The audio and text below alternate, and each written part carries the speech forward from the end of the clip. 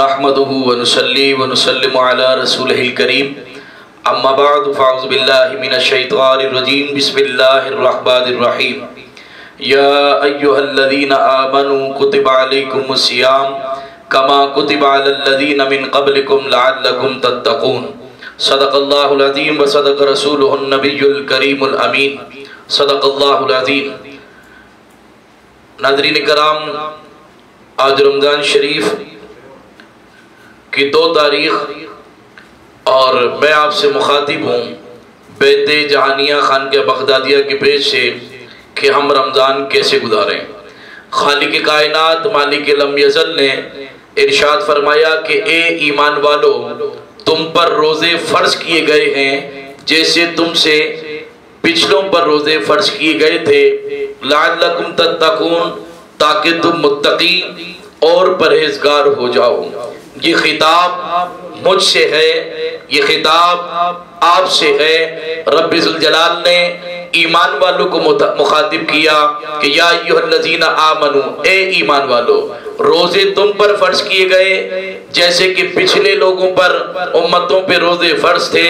لعلکم تتقون، اس کی غایت یہ ہے، اس کی غرض یہ ہے کہ تاکہ تم متقی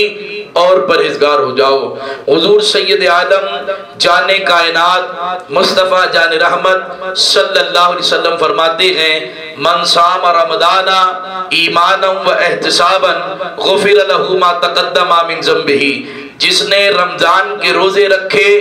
ایمان اور احتساب کے ساتھ اس کو پورا کیا تو اللہ تبارک و تعالی اس کے پچھلے تمام گناہوں کو معاف فرما دیتا ہے۔ یہ تو دن بھر کی عبادت کا اجر ہے، اور رات کے لیے بھی سرکار علیہ السلام نے فرمایا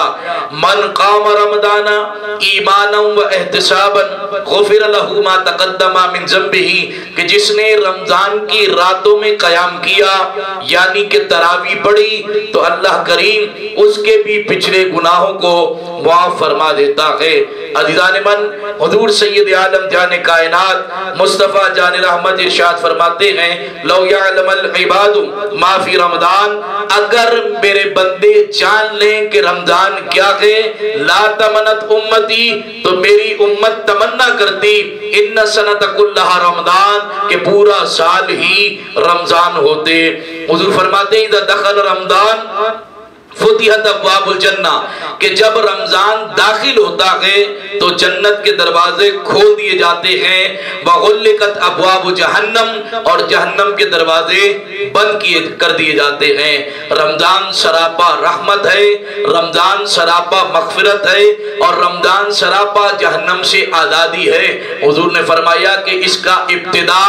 رحمت، اس کا درمیان مغفرت، اور اس کا آخری اشرا جہنم سے آزادی کا اشرا ہے۔ حضرت سلمان فارسی رضی اللہ تعالیٰ عنہ فرماتے ہیں کہ حضور نے شعبان کے آخری دنوں میں ہمیں خطبہ ارشاد فرمایا، میں مختصر آپ کی سماعتوں کی نظر کروں کہ یہ مہینہ عظمت والا تم پر سایہ فگن ہونے والا ہے، کہ جس کا ابتدا رحمت، درمیان مغفرت اور آخر جہنم سے آزادی ہے۔ اس کی ایک رات 1000 مہینوں سے افضل رات ہے۔ یہ مہینہ صبر کا مہینہ ہے، صبر کا بدلہ جنت ہے، اور اللہ تبارک و تعالی اس مہینے میں مومن کا رزق بڑھا دیتا ہے۔ اور ساتھ ہی فرمایا کہ اللہ کریم جل مجدہ اگر کوئی شخص اپنے نوکر یا غلام کے کام میں اس مہینے میں کمی کرے تو اللہ تعالیٰ اسے بے حساب بخش دیتا ہے اور جہنم سے آزاد فرما دیتا ہے۔ اس خطبے میں جو خاص بات تھی وہ یہ کہ حضور علیہ السلام نے ارشاد فرمایا کہ یہ مہینہ ہمدردی کا ہے، غمخواری کا ہے۔ تو دوستو، آپ کو پیغام ہے کہ خدا را دن بھر میں روزے رکھیے، راتوں میں قیام اللیل تراویح پڑھیے، اور ہمدردی غمخواری پر خاص توجہ دیجئے۔ سفید پوش لوگوں کو تلاش کیجئے، ان کی مدد کیجئے۔ حضور علیہ السلام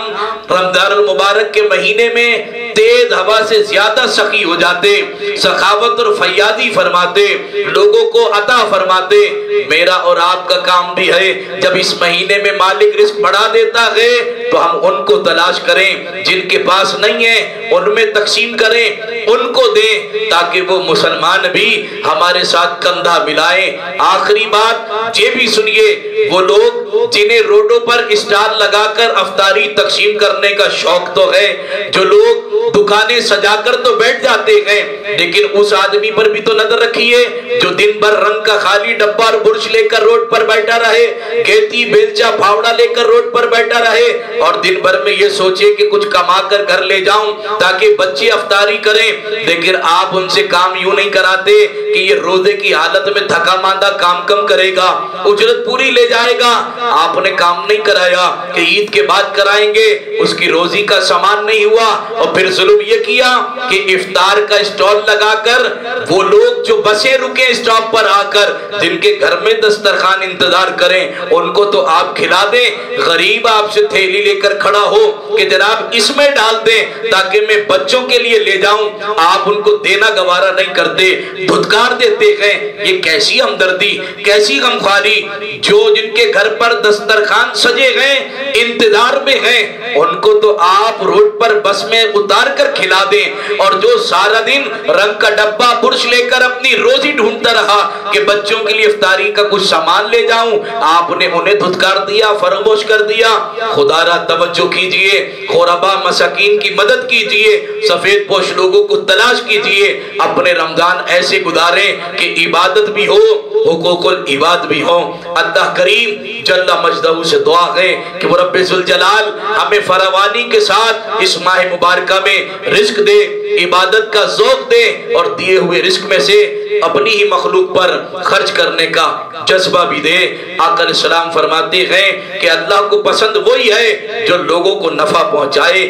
عمل اللہ کو وہی پسند ہے جو کسی مسلمان کے دل میں خوشی داخل کر دے۔ تو لوگوں کی مدد کیجئے، ان کے دل میں خوشی داخل کیجئے، لوگوں کے کام آئیے، ان کی سفید پوشی کا بھرم رکھیے۔ اللہ کریم رمضان الکریم کی برکتیں ہمیں نصیب فرمائے، آمین۔ وآخر دعوانا ان الحمدللہ رب العالمین۔